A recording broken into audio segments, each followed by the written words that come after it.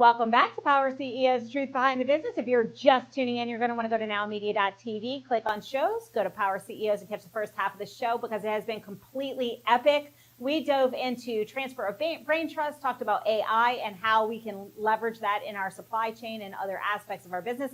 But now we're going to shift gears because I have with me today expert Luis Salavarria, and he is a professional real estate investor with over 19 years of experience.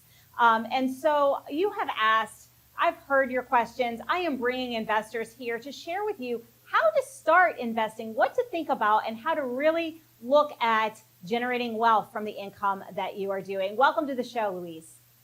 Thank you, Jen. Thank you for having me here. And when you said it like that, it's 19 years. It seems like a long time, and it is, you know.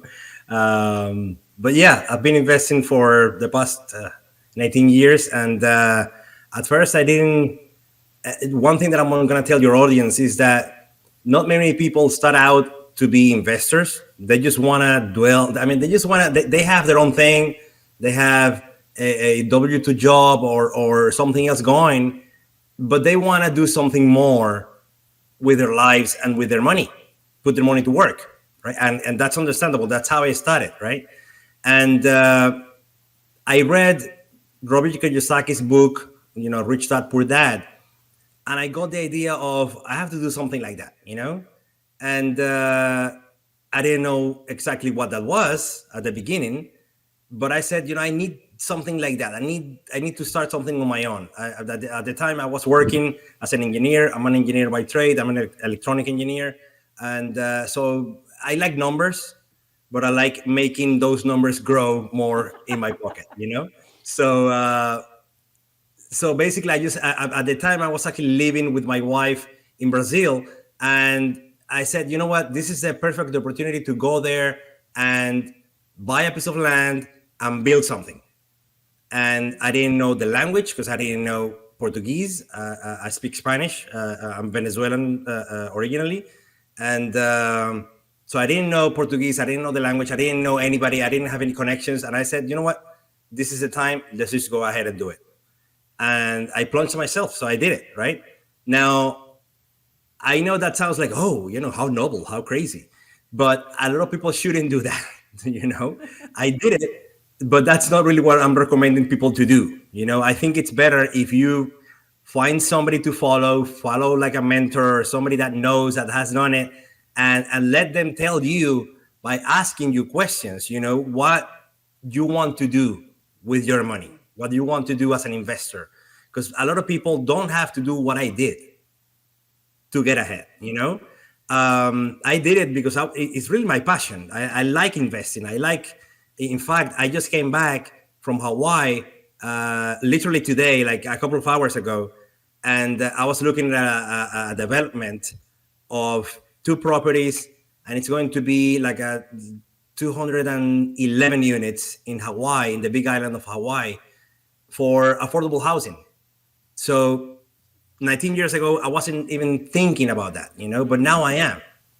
It's just because you have to also grow your mindset. You have to make the numbers, actually fit in your head. If you don't have that, then you can't really grow as an investor, right? But of course, to go there, you have to have the time to go there, and the initiative, and you want to have that drive of meeting people and talking to people, and not many people do that. Like especially engineers, they just like that, but they just see the numbers and the spreadsheets, and that's it, right? They don't see anything else because they don't want to know anything else, Yep. So for those investors, I would say it's better for you to go and invest passively rather than actively, like I'm doing right now. That's what I would say for somebody that is actually like starting out right now. Well, and let me ask you a question, because you've been doing this for a long time. You're well versed in this area, and you've come across quite a lot of different types of investors. I'm personally a passive investor because I'm really good at business. I don't want to do the active investing in real estate. So I'm that person who passively invests for diversification. But talk about the myths that happen, or the misconceptions that a lot of people have, because we know social media is rife with misconceptions about business and real estate. What are those misconceptions or myths that you hear from newer investors that you just want to let everyone kind of know the truth behind today? Well, I'm gonna be serious for a minute, if that's possible for me. I don't know how, but like I'll be serious for a minute. Um, a lot of people that go on social media, they just exaggerate. That's basically the fact of it, right?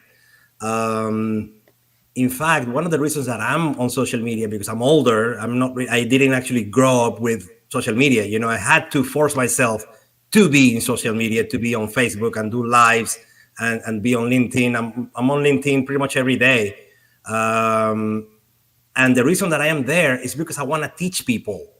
I want to tell them how it is, and it may be the good, the bad, and the ugly. It doesn't have to be all stars and all sparkly and all pink. A lot of the stuff that happens is actually black and it's dark and it's just life. But in the investment world, but it's just life. People die, people get laid off, people get divorced. So the myths, I would say, is just that everything is fine on social media. Everything is great on social media. But the fact of the matter is that that's not true at all. And I find it refreshing when I see some people posting about their mishaps, about their problems, about what they had to go through, because I relate to that, because I've been through those things. In fact, I have a property, for example, that I've had it for 3 years. It's a commercial multifamily property, and it's a smaller property, and I still had two people die in that property over 3 years. Wow. Natural causes, like nobody got killed, but still, like, what are the odds of that? And so I had to go through that, and I talk about that just because it happens. People die, and people, go through stuff. Like, people have been laid off. I had to evict people. Good people that were paying at the beginning may not be so good at the end, because they get laid off, like during COVID, for example. So things happen, and that's one thing that if I can tell you, it's that, like, whatever you see on social media, it's usually not 100% true. So dig deeper. I would say dig deeper. Yes, and or they're just showing you the 10% successes, and they're not showing you all the hard work that it takes and everything underneath. So, right. Share with me, what is one of the biggest challenges that you faced early on that you didn't expect? It hit you out of the blue, and you were like, "Wow, I had no idea I needed to consider this in investing." One thing, when I went from residential investing, which is basically, single family houses, right, into the commercial space, as I said to you at the beginning, the numbers are bigger, right? And I didn't mind the numbers per se, but one thing that I did go through that it was kind of a realization to me was the fact of, because the numbers were bigger, if you make a mistake in residential, the mistake is usually like thousands of dollars, maybe, from hundreds to thousands of dollars, right? Which is something that usually you can just take literally out of your pocket and just pay it, right? Whereas if you're talking about adding zeros, and then now it's not, one property, but 10 or 100, then those zeros add up. Because now you're talking about tens of thousands or hundreds of thousands of dollars per mistake, right? So you can't afford to make mistakes. And unfortunately, I've had to go through that, where I didn't go into a lot of the deeper conversations with my inspectors at the beginning when I bought one of these properties. And I had to find out the hard way that there were some issues, and there weren't like crazy issues like with foundation or roofs or anything like that, but it was still something like plumbing, and like every little detail that has to do with plumbing is thousands of dollars, because it's such a big place. Before, it used to be just one house, right? But like mistakes like that can really hurt you. So that thing I wasn't really prepared for, but that's just life. You go through that, you learn, you move on, you dust yourself up and carry on. What are you going to do? Absolutely. And, we started talking about getting the mentorship, learning and getting the mentors so you don't make all of these mistakes. And so I want to just ask you, because I know that this is something that you're very passionate about, is educating others and helping others to sort of learn from the mistakes and the wisdom of others. Yep. How do we find the right mentor or the right coach to help us on our journey if we're just getting started? But it's like anything else. When you're looking, when you're out there, pay attention to what they're saying. Pay attention to whoever professes themselves as an expert. They usually are more knowledgeable than you, but that doesn't mean that they are knowledgeable in everything, right? So it really depends on what you want to get, your goals, right? If you have a goal like a specific goal of, getting your kids, to college, for example. So you need, I don't know, $50,000 per year per kid. So you, all in all, for example, say you have only one child and you want to get him through university, that's going to cost 50,000 times 4 years. So that's 200,000, right? So you need 200,000. So that's your goal, right? That's your goal. If that's your goal, then you need to find somebody that helps you get there. Either, by buying a house, remodeling the house and selling it and then make it 200K in one go, which is possible. It's not all the time doable, but it's possible.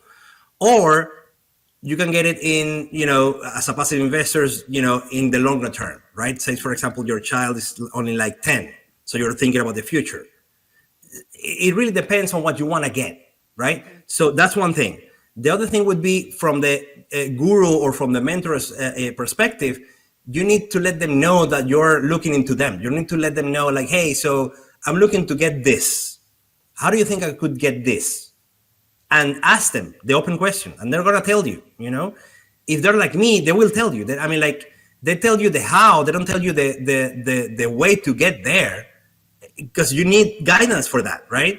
It's like a book. You read a book and you get all these recipes, but it's you that has to take the initiative and actually buy the things to actually make that recipe work. Yep, So it's absolutely. the same thing with a mentor. You have to find that mentor by looking, by asking. And by interviewing and make sure they align with your goals. We do have to take a brief break, but we will be right back after these messages.